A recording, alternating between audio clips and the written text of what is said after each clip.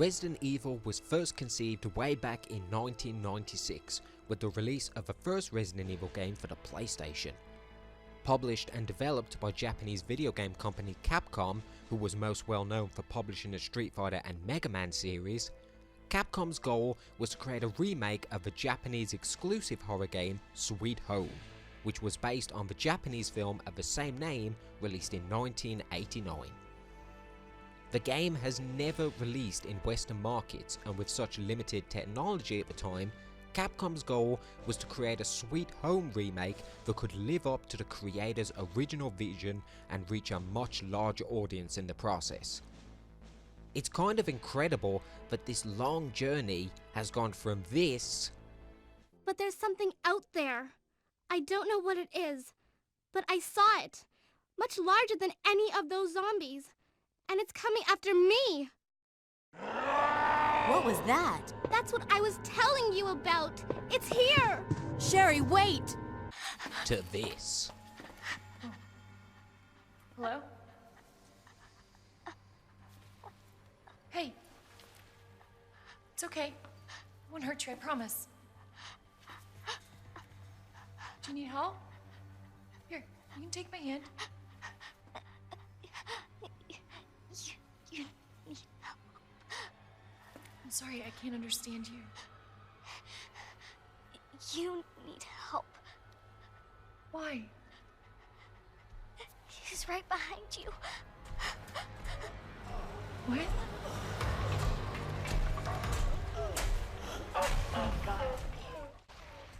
Join me for a hard look to see if a remake of Resident Evil 2, the most beloved and well-respected game in the entire franchise, can live up to the hype and expectation. Sit back and enjoy. You gotta be kidding me.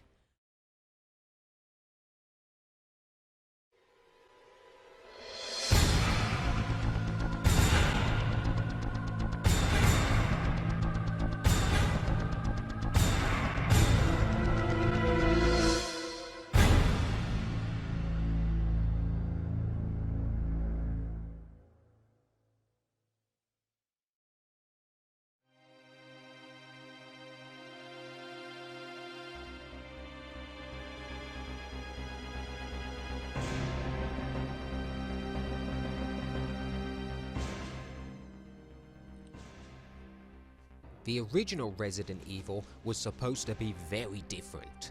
As I said, it was originally supposed to be a remake of Sweet Home. However, after the planning and design stages started to introduce new ideas, they decided to change the name and turn it into its own thing.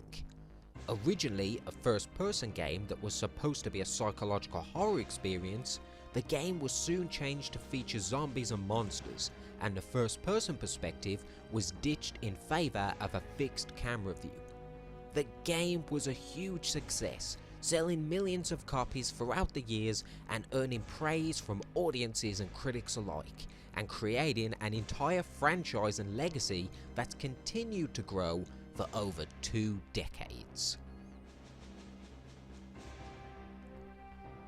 Naturally, after such success, a sequel was on everybody's mind, and development of Resident Evil 2 began just 1 month after the original's release in 1996. The original concept design was very different from the released product.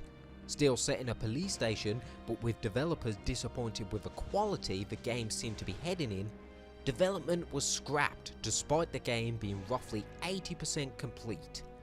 Production was restarted, borrowing elements from the scrapped version, such as the police station setting and the main character design of Leon, but introducing new elements and vastly superior graphics. The original Resident Evil is credited for creating the survival horror genre, but personally, I never found the games even remotely scary. I mean, yeah, sure, the first game had a pretty infamous jump scare scene in the dog jumping through the window.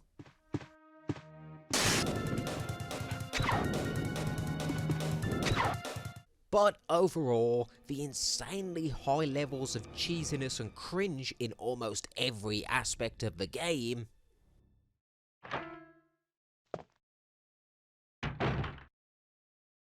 It's me, Chris. Is that you, Rebecca? Chris! Rebecca, you're safe. I saw you in the garden. I've caught up with you at last. Well, I'm glad you're all right. Don't go out alone. Yes, sir. Is this? That's right. This is the ultimate life form. Tyrant. Chris? Stop it. Wesker, you're pitiful. Stopped it from being even remotely scary. I mean, seriously, how can anybody see this? There are only 3 STARS members left now. Captain Wesker, Jill, and myself. We don't know where Barry is. Chris Redfield.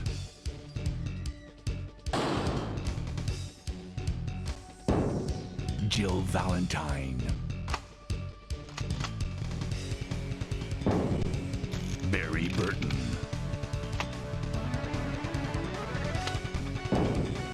Rebecca Chambers. Albert Wesker.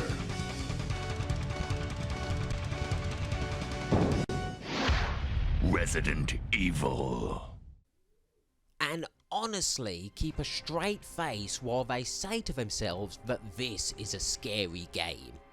Oh, and by the way, most people will probably already know this, but for those who don't, and for those who've never played from the original, that was a genuine scene from the very first Resident Evil game. As I said, not even remotely scary. Resident Evil 2 attempted to ditch the cheese in favour of a more gritty and apocalyptic fear-based scenario. For the most part, I think they did a pretty good job. It's definitely a lot less cheesy than the original. Don't get me wrong, it still has its pretty cringe-inducing moments.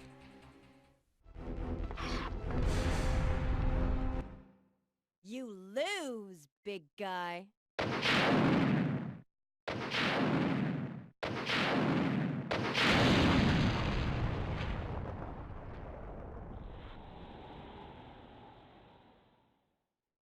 But overall, I think the entire experience is much better than the first game. After Capcom released a remake of the original in 2002 that was very well received and called even better than the original, fans were hoping that Capcom would give Resident Evil 2 the same treatment and remake the game from the ground up just as they did the original. For years there was rumours until finally in 2015 the game was confirmed to be in development, and 4 years later in 2019 Resident Evil 2 Remake was finally released. Ditching the fixed camera of the original in favour of a behind the shoulder angle that allows for precision aiming and blind spots,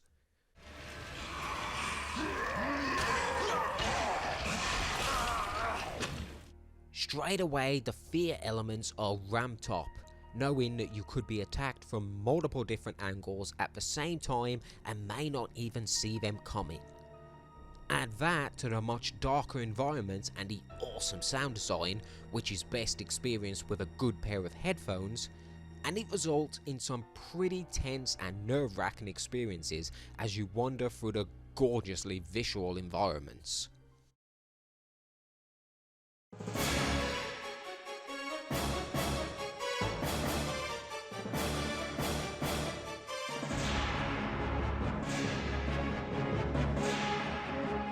While the original Resident Evil 2 was pretty good looking back in the day, the visuals have not aged well due to the limited power of the technology at the time. This remake, however, is absolutely stunning, powered by the RE engine which was designed for the also stunning Resident Evil 7, the engine allows for some impressive character models and facial animations, as well as some pretty juicy looking gore.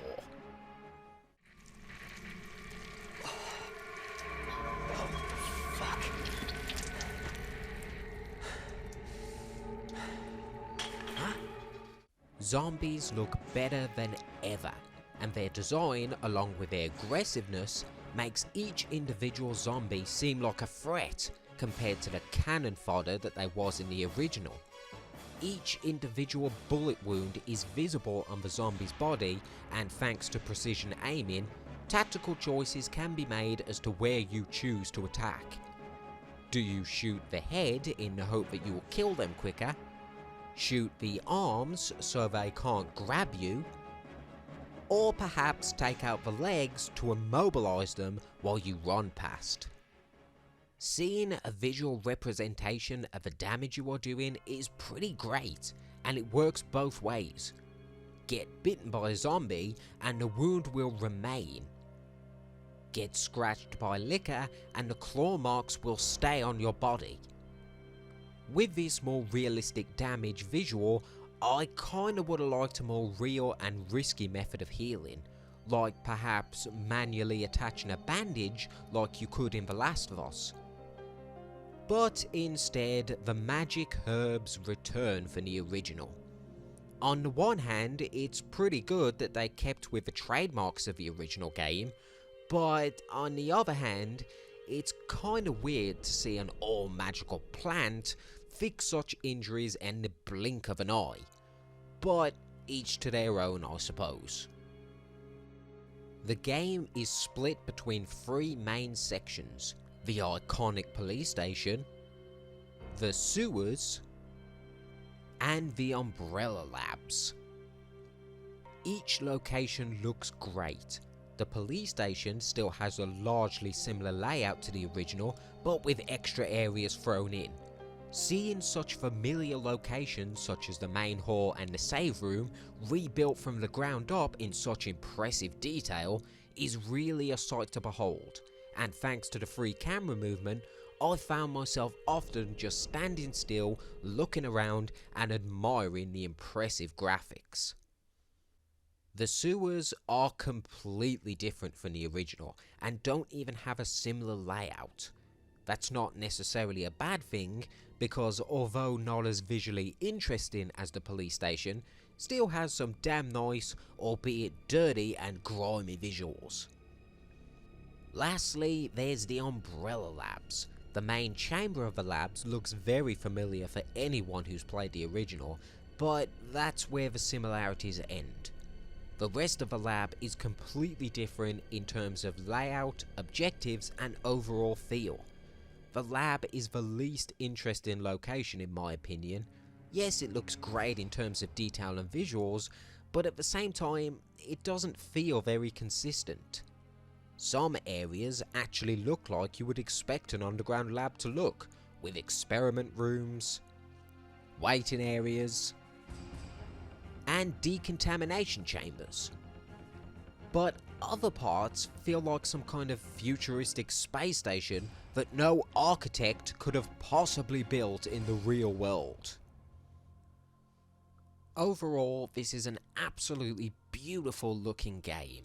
Each location feels distinct and they all have their own separate charms, but overall, I enjoyed every single location. There's only one slight complaint that I have about this game, and to be fair, it's probably more my own fault than it is the game's, but one thing that I kinda wish there was more of is more scenes where you got to explore the derelict and destroyed streets. In the original Resident Evil 2, you start off the game on the street and have to make your way to the police station. It's not necessarily a long sequence, but you do go through various different areas, such as the main streets themselves, where you can see various different cars on fire and the destruction that the main streets have experienced, behind dirty and grimy back alleys, through more zombie infested parts of the main street itself, and finally you'll get to the police station. You kinda don't get this in the remake. Again, when the game first starts, you are back on the main streets, but the police station is more or less a 15-second walk from your main starting location. And yes, it is nice that you can see the destruction that follows around you and all the zombies, but it just seems to be over just a little bit too quick for my liking. If you choose to play the game in Claire's campaign, then there is a section of the game where you can go back out on the streets and experience some of the familiar locations that you could in the original game. But again, it just seems to be over a little bit too fast for my liking. I kinda would have liked more time to explore the outside.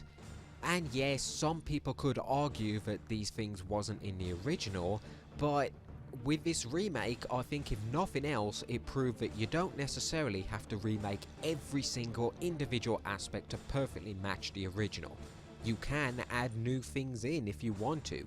This game has done that multiple times. So I kinda wished that they would have had in more locations where you could have explored the main street. But that's just my personal feeling about it. Anyway guys, I'm gonna end this video right here because I plan on going into much more detail about various different aspects about this game, such as the guns, the monsters, the more detail about the enemies, more detail about the story, and comparing it to the original, both in terms of fan reaction and in terms of sale. I'll also be talking about the performance of the game on various different consoles. And to save my videos being too long, I'm going to be splitting them up into parts. Thank you for watching part 1 of my critique of Resident Evil 2, and hopefully, you'll join me for part 2. Thank you for watching my video, and I'll see you next time.